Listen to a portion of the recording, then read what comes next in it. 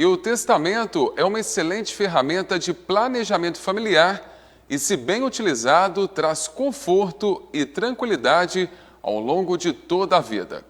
Preparamos uma reportagem especial para tirar todas as suas dúvidas sobre este assunto. Qual a finalidade de um testamento? O testamento nada mais é do que a disposição de última vontade de uma pessoa. É por meio do testamento que essa pessoa pode escolher o que vai acontecer após o falecimento dela. O testamento pode ser utilizado para ela dispor tanto de questões patrimoniais, como, por exemplo, a divisão de bens, no patrimônio que ela tenha deixado, quanto questões extrapatrimoniais.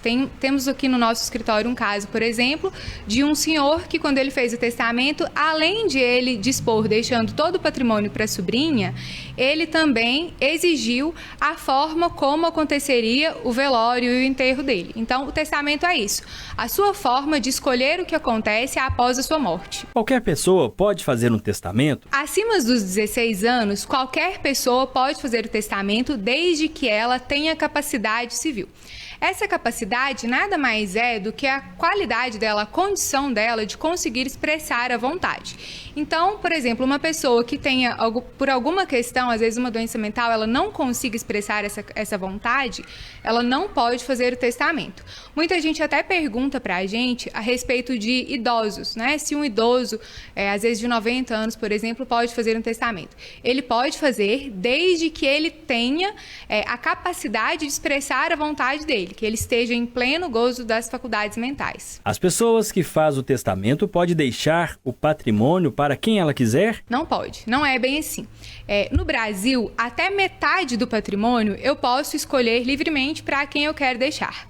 A outra metade do patrimônio é o que a gente chama de legítima, que é uma parte que é garantida a proteger o direito de herança dos herdeiros necessários. Os herdeiros necessários são o cônjuge ou companheiro, temos também os descendentes, que são filhos, netos, bisnetos e, dependendo do caso, os ascendentes, pai, mãe, avô, avó. Como fazer um testamento? Eu vou falar das 3 principais formas do testamento, que são o público, o cerrado e o particular.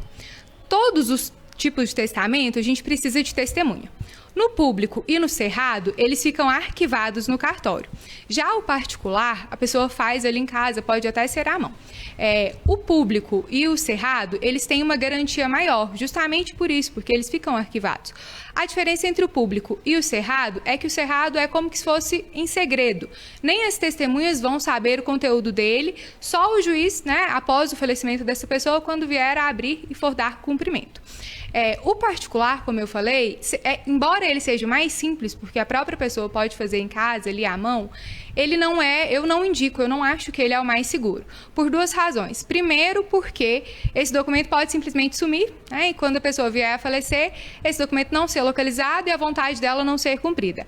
A segunda razão é porque como esse testador, a pessoa que vai fazer o testamento, o dono do patrimônio, muitas vezes não tem o conhecimento legal, não sabe a técnica, não sabe como ela pode fazer essa disposição, esse testamento pode ser considerado inválido e aí mais uma outra forma de a vontade não prevalecer. O testamento pode ser questionado? Pode sim.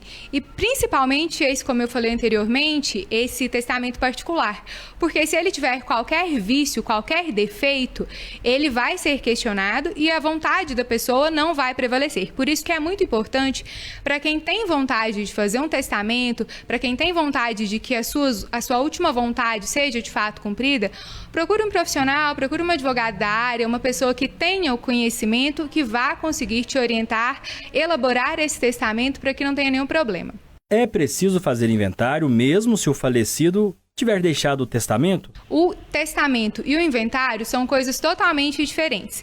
Enquanto o testamento serve para que o testador, o dono do patrimônio, disponha de como ele quer que seja distribuído aquele patrimônio, o inventário é a forma de regularizar isso, de fazer com que esse patrimônio, de fato, seja dividido da forma como o testador escolheu.